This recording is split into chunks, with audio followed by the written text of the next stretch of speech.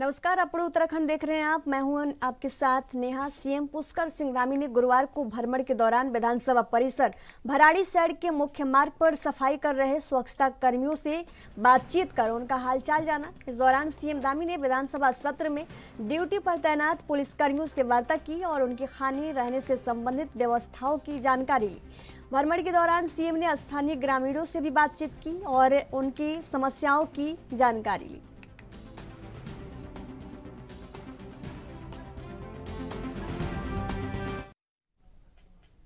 उत्तराखंड के लोक पर्व फुलदेई के अवसर पर गुरुवार को भराड़ीसैंण स्थित मुख्यमंत्री आवास में क्षेत्र के बच्चों ने पारंपरिक मंगल गीतों के साथ रंग बिरंगे प्राकृतिक पुष्पों की वर्षा की। सीएम ने सभी को इस पावन पर्व की शुभकामना देते हुए कहा कि किसी भी राज्य की संस्कृति और परंपराओं की पहचान में लोक पर्वों को अहम भूमिका होती है। हमें अपने लोक पर्वों और लोक परंपराओं को आगे बढ़ाने की दिशा में लगातार प्रयास करने होंगे। सीएम ने कहा कि बच्चों को अपनी लोक संस्कृति और लोक परंपराओं से जोड़े रखने के लिए लोक पर्व फुलदेई को आने वाले समय में संस्थागत तरीके से बाल पर्व के रूप में वृहद स्तर पर प्रति वर्ष मनाया जाएगा। सीएम ने कहा कि देवभूमि उत्तराखंड में मनाया जाने वाला लोक पर्व फुलदेई हमारी संस्कृति को उजागर करता है, साथ ही ये पर्व पहाड़ की परंपराओं को भी कायम रखता है।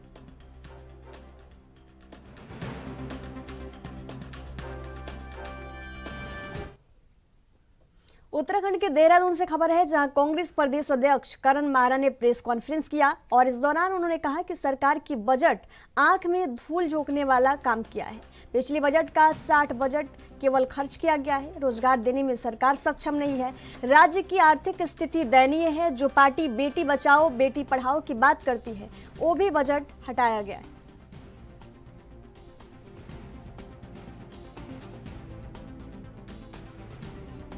देखिए, आंखों में धूल झोंकने वाला बजट के रूप में मैं देखता हूँ।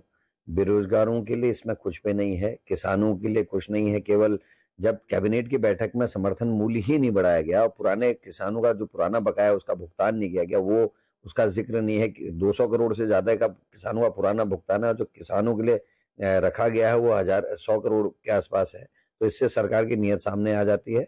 दूसरा, इस बजट में जो सबसे बड़ी कमी दिखती है कि बजट सत्र चल रहा है और किसी भी विभागवार चर्चा के लिए 2 घंटे 3 घंटे का भी समय नहीं दिया गया। एक दिन में सारे विभागों का बजट पास हो रहा है। इसका मतलब है सरकार आनन फानन में आंखों में धूल झोंकते हुए बजट को पास करना चाहती है। वो नहीं चाहती कि विपक्ष के विधायक और सत्ता पक्ष के विधायक अपना समर्थन या अपना विरोध इस पर प्रकट। उत्तराखंड सरकार द्वारा विधानसभा सत्र में नकल विरोधी कानून पास कर दिया गया है। नकल विरोधी कानून पास करने के समर्थन में मंगलौर नगर के बीजेपी कार्यकर्ताओं ने आभार रैली निकाली और उत्तराखंड के सीएम पुष्कर सिंह धामी का आभार व्यक्त किया। इस कानून में नकल करने वाले और करवाने वाले लोगों के खिलाफ 10 साल की सजा और 10 लाख तक जुर्माना का प्रावधान है। इस दौरान बीजेपी अल्पसंख्यक मोर्चा की प्रदेश उपाध्यक्ष जमीर हसन अंसारी ने कहा कि नकल विरोधी कानून पास होने के बाद अब उत्तराखंड में नकल माफियाओं पर लगाम लग जाएगी। निश्चित रूप से इस कानून के पास होने से राज्य के युवाओं को लाभ मिलेगा।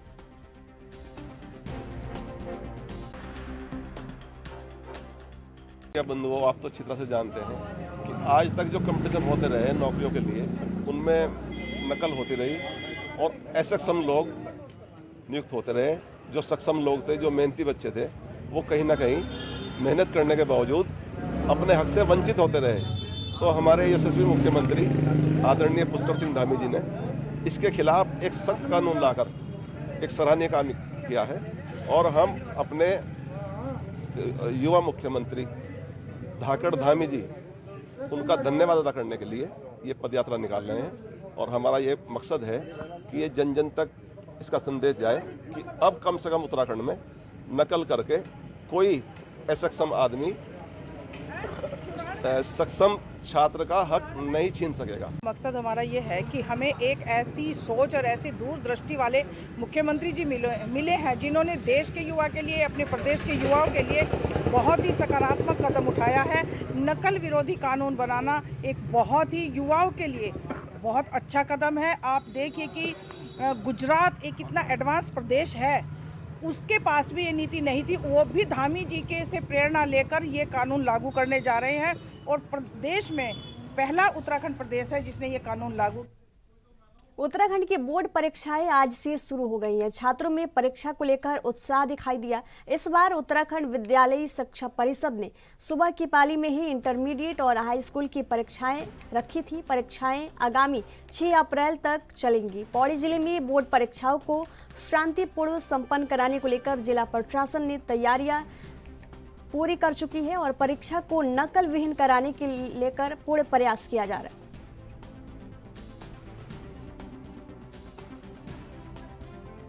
पौड़ी में बोर्ड की परीक्षाएं शुरू हो चुकी हैं।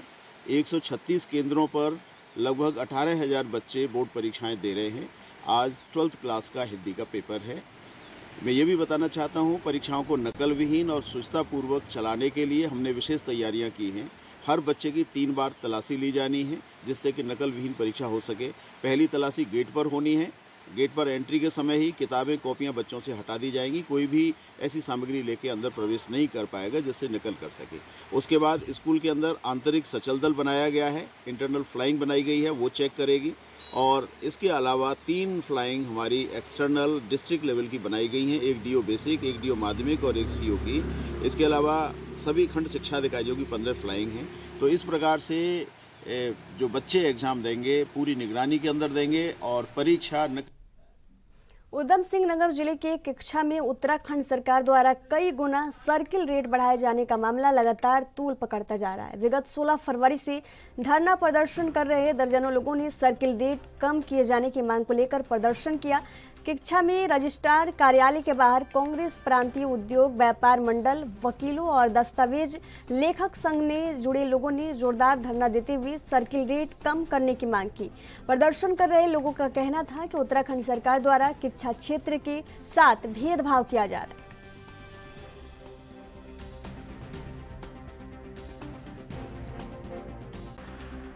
देखिए, पिछले 27 दिनों से लगातार ये धरना प्रदर्शन हम लोग का चल रहा है। जो अव्यवहारिक शिक्षा में सर्किल रेट बढ़ाए हैं उसको लेकर के, जिस तरीके से 250%, 300% रेट बढ़ाए गए हैं, उसको कम करने के लिए हम लोगों ने धरना प्रदर्शन स्टार्ट किया, जिसमें हमारे यहाँ के अधिवक्ता, हमारे दस्तावेज संघ के लोग और हमारे व्यापारी भाई, हमारे यहाँ के आम जनता, किसान भाई, सब लोगों ने मिलकर इस धरने को समर्थन किया है। आज इसी को लेकर के एक तालाबंदी का, पिछले दिनों एक हम लोगों ने तालाबंदी का निर्णय लिया था, क्योंकि हमने ज्ञापन दिया था लेकिन ज्ञापन कोई संज्ञान नहीं लिया। तो एसडीएम साहब ने हम लोग को बुलाया और उन्होंने आश्वस्त किया कि हम आपकी बातों को आगे शासन तक पहुंचा रहे हैं।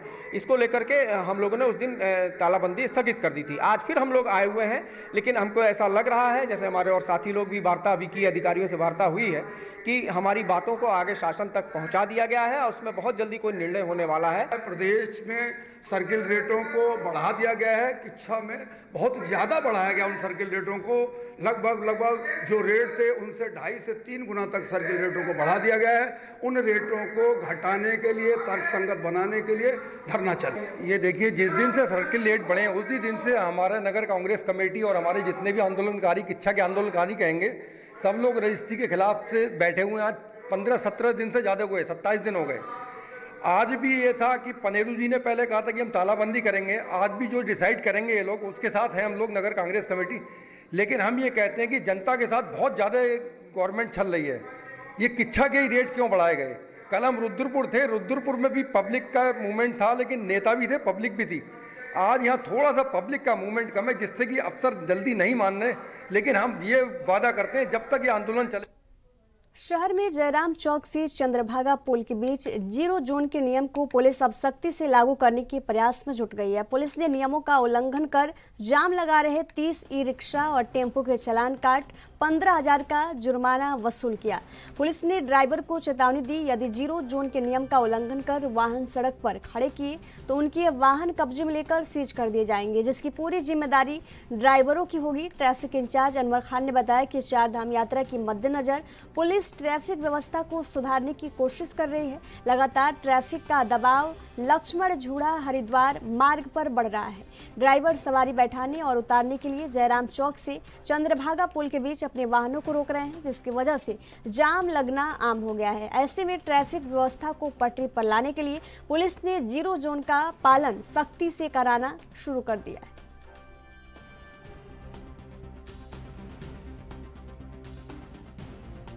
आज ये हमने जो चालान किए हैं जयराम से लेकर चंद्रभागा के बीच में, ये हमारे यातायात को जो बाधित कर रहे थे वाहन, उनको हमने चालान किया है। लगभग हमने 30 गाड़ियों के हमने चालान किए हैं नो पार्किंग जोन में। चारधाम यात्रा नज़दीक है और ट्रैफिक का बहुत अधिक दबाव है। अगर इसी प्रकार से रोड बाधित होंगे तो आगे भी इसी। उत्तराखंड में आज से बोर्ड की परीक्षाएं शुरू हो चुकी है। वही दिनेशपुर के स्कूलों में बोर्ड परीक्षाएं शुरू हो चुकी है। इस वर्ष बोर्ड परीक्षा में 2,59,439 विद्यार्थी परीक्षा दे रहे हैं। आपको बता दें कि हाई स्कूल में 1,32,115, इंटरमीडिएट में 1,27,324 परीक्षार्थी इस साल पंजीकृत थे। परीक्षा को नकल विहीन कराने के लिए हर संभव प्रयास किया जा रहा है। यह परीक्षा 6 अप्रैल तक संपन्न हो जाएगी।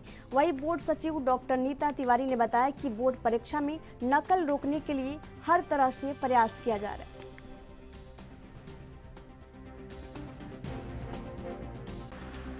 आज उत्तराखंड बोर्ड की परीक्षा स्टार्ट हो गई है और यहाँ पर नकल रोकने के लिए हमने गेट पर ही चेकिंग कर रहे हैं। बीच बीच में सचल दल हमने विद्यालय का बना रखा है, उसमें बीच बीच में वो चेकिंग कर रहे हैं बच्चों की, और कोई भी नकल नहीं कर रहा है। अंदर नकल आ ही नहीं रही है।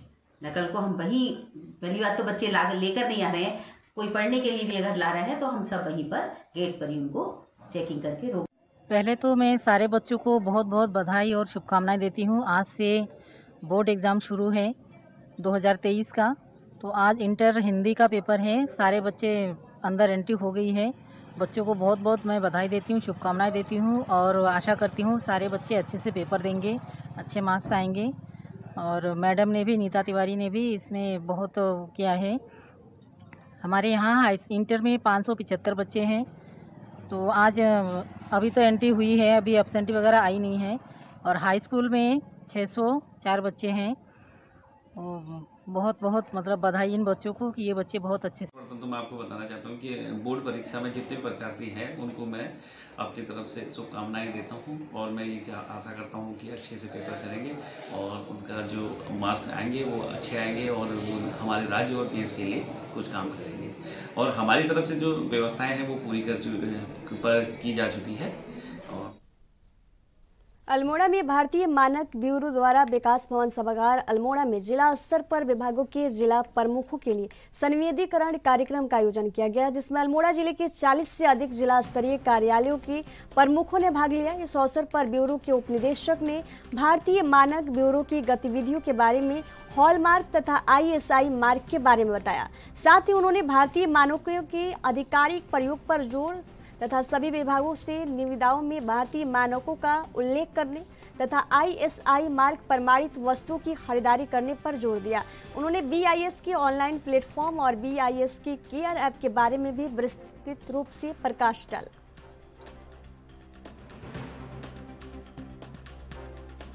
हमने सभी जिला स्तरीय अधिकारियों की एक बैठक की, जो CDO साहब की अध्यक्षता में बैठक हुई, और इसमें हमने BIS के बारे में बताया, उसकी जो भी डिफरेंट एक्टिविटीज़ हैं उसके बारे में, और BIS केयर ऐप के बारे में बताया।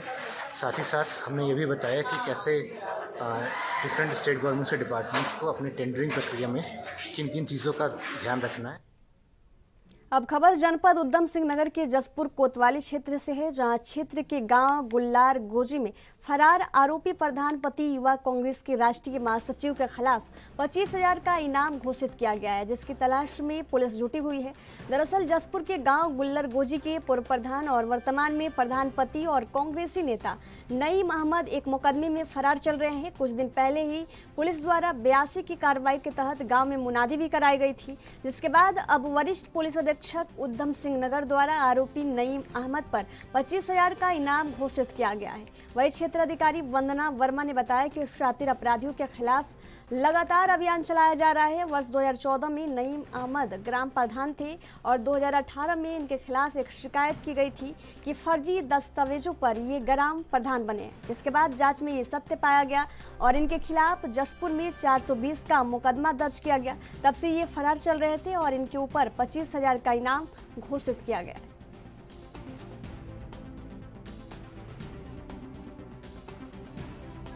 देखिए, ये लगातार जो इस तरह के शातिर अपराधी हैं, इनके खिलाफ एक अभियान चल रहा है।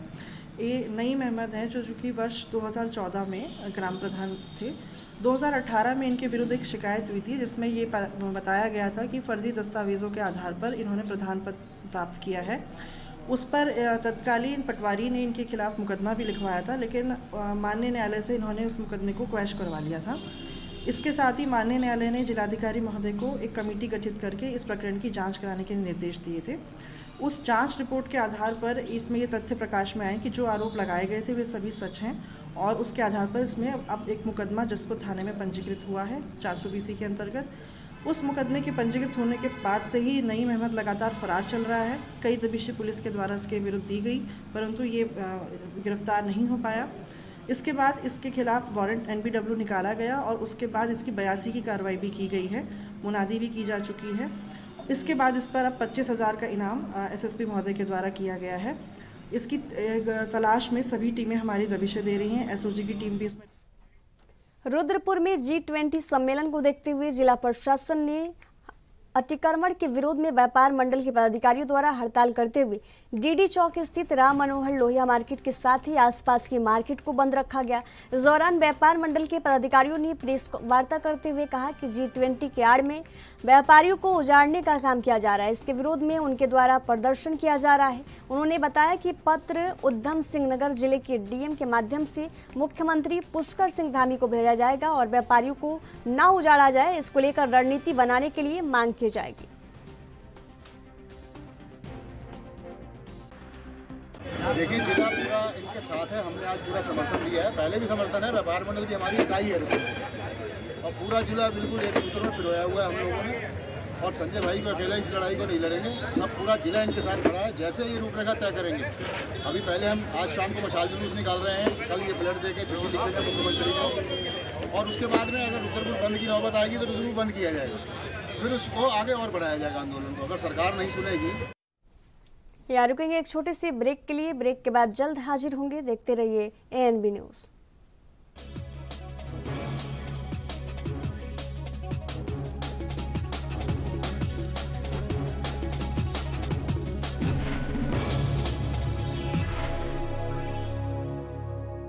ब्रेक के बाद एक बार फिर से आप सभी का स्वागत है। बढ़ेंगे अगली खबर की ओर। उत्तराखंड के रुड़की से खबर है, जहां नगला इमादमी ग्रामीण कृषि मौसम सेवा परियोजना IIT रुड़की के द्वारा किसान जागरूकता पर गोष्ठी का आयोजन किया गया।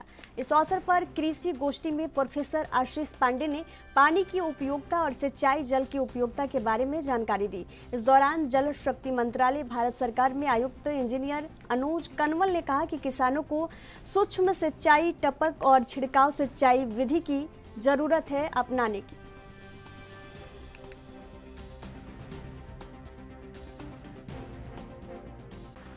किया गया है, इसका मुख्य उद्देश्य है कि किसानों के खेत में जल का प्रबंधन कैसे किया जाए जिससे कि पानी की बचत करी जाए, क्योंकि आप जानते हैं कि जैसे बिना पानी के खेती कर पाना मुश्किल है, उसी तरह से ज़्यादा पानी देने से भी खेती कर पाना मुश्किल है।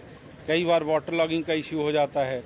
तो हमें एक वैज्ञानिक पद्धति से बताना है कि हमें कितना पानी देना चाहिए क्रॉप को, जिससे कि हमारी पानी की बचत हो और हमारी क्रॉप की प्रोडक्टिविटी भी अच्छी रहे। यही उद्देश्य है हमारा इस परियोजना का और आज के इस किसान जागरूकता का। यह है IIT रुड़की द्वारा, जो कि मिनिस्ट्री ऑफ जल शक्ति मंत्रालय ने स्पॉन्सर किया है।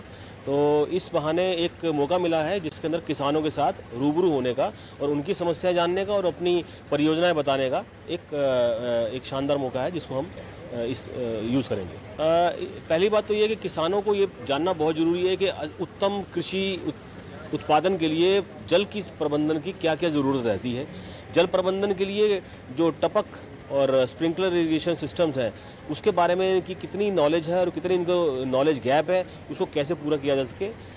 इनके कुछ भ्रम हैं, जो भ्रमों को दूर करने के लिए पिछले लंबे समय से नगर पंचायत लालकुआं पर विभिन्न राजनीतिक और सामाजिक संगठनों द्वारा अनियमितताओं पर आरोप लगाए जाते हैं तथा जिलाधिकारी नैनीताल द्वारा नियुक्त जांच कमेटी की जांच में भी आरोप निर्धारित किए जाते हैं, जिस पर चुप्पी तोड़ते हुए नगर पंचायत अधिशासी अधिकारी राहुल कुमार ने कहा कि लगाए गए मुख्य आरोपों में स्काई लिफ्ट खरीदने की एवज में कंपनी को दिए गए 9,98,393 रुपये में ब्याज 55,411 सहित कंपनी से 10,53,804 वसूल कर लिए गए हैं, क्योंकि किन्हीं तकनीकी कारणों की वजह से ये प्रक्रिया रद्द कर दी गई है। वहीं दूसरी ओर ठेकेदारों द्वारा बारात घर में भरान कार्य की रॉयल्टी न जमा किए जाने पर ठेकेदार पर 20,06,744 का जुर्माना डाला गया है, जिसमें वसूली की प्रक्रिया जारी है, जिसके एवज में ठेकेदार की सिक्योरिटी मनी को जब्त करने की प्रक्रिया की जा रही है।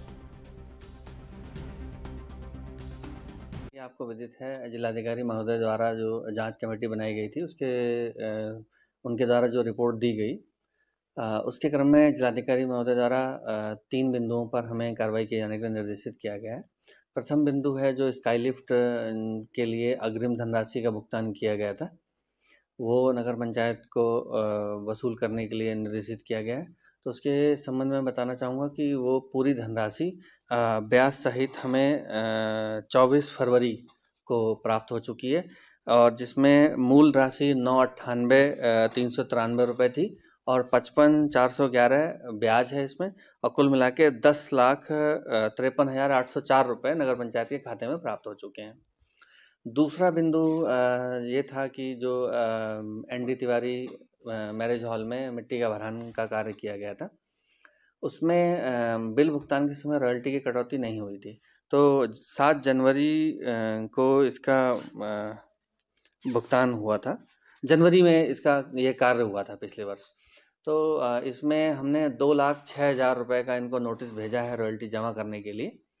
तो कुछ रॉयल्टी के प्रपत्र इनके द्वारा फॉर्म J प्रस्तुत किए गए हैं, तो अगर वो मान्य पाए जाएंगे तो उतना राशि को घटाकर बाकी अमाउंट की इनके हमारे पास FD। साहब, वित्तीय अनियमितता लोग लगा दे रहे हैं।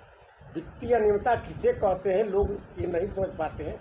हमने अपना व्यक्तिगत कोई काम नहीं किया है, ये समाज के नगर के विकास के लिए जो कुछ भी मैंने काम किया है नगर के विकास के लिए किया है। हम अपना रुद्रपुर के भदईपुरा क्षेत्र में एक ज्वेलरी के दुकान से लाखों रुपए की ज्वेलरी चोरी करने का मामला सामने आया, जिसके बाद पुलिस के द्वारा पूरे मामले की छानबीन शुरू कर दी गई। जानकारी के अनुसार भदईपुरा में चोरों ने एक ज्वेलरी की दुकान की दीवार काटकर लाखों की जेवरातों पर हाथ साफ कर दिया। वही सूचना पर पहुंची पुलिस ने जानकारी लेने के बाद CCTV फुटेज कब्जे में लिए हैं। पुलिस ने CCTV में कैद चोरों की तलाश शुरू कर दी है और आगे की कार्रवाई में जुट गई। ये ज्वेलर्स के शॉप में चोरी की घटना प्रकाश में आई है, जिसमें घटनास्थल का निरीक्षण पुलिस के द्वारा किया गया। इसमें लगभग 4 से 5 किलो जो है चांदी है, नई पुरानी दोनों किस्म की, और कुछ गोल्ड भी गया है इसमें चोरी। और इसमें जो है हम लोगों को कुछ फुटेज मिले हैं, उसके आधार पे हम लोग आगे काम कर रहे हैं। और इस घटना के अनावरण करने के लिए हम लगभग 3 से 4 टीमें हम लोगों ने ऑलरेडी गठित कर दी हैं, जो CO सिटी के नेतृत्व में इस घटना के अनावरण का प्रयास कर रही हैं, और उम्मीद है कि शीघ्र इस घटना को खुला। आज से उत्तराखंड बोर्ड की परीक्षाएं शुरू हो गई है। अल्मोड़ा में बोर्ड परीक्षाओं को लेकर शिक्षा विभाग अलर्ट मोड पर है। नकल विहीन परीक्षा कराने, परीक्षा में सभी नियमों का पालन करें और दिव्यांग परीक्षार्थियों को सभी सुविधा उपलब्ध कराने के दिशा निर्देश दिए गए। अल्मोड़ा में इस बार हाई स्कूल और इंटरमीडिएट में कुल 18,287 परीक्षार्थी बोर्ड परीक्षा दे रहे हैं। वही परीक्षा को नकल विहीन कराने को लेकर प्रशासन पूरी तरह से मुस्तैद है। परीक्षा को नकल विहीन कराने के लिए परीक्षा केंद्र पर धारा 144 लागू की गई।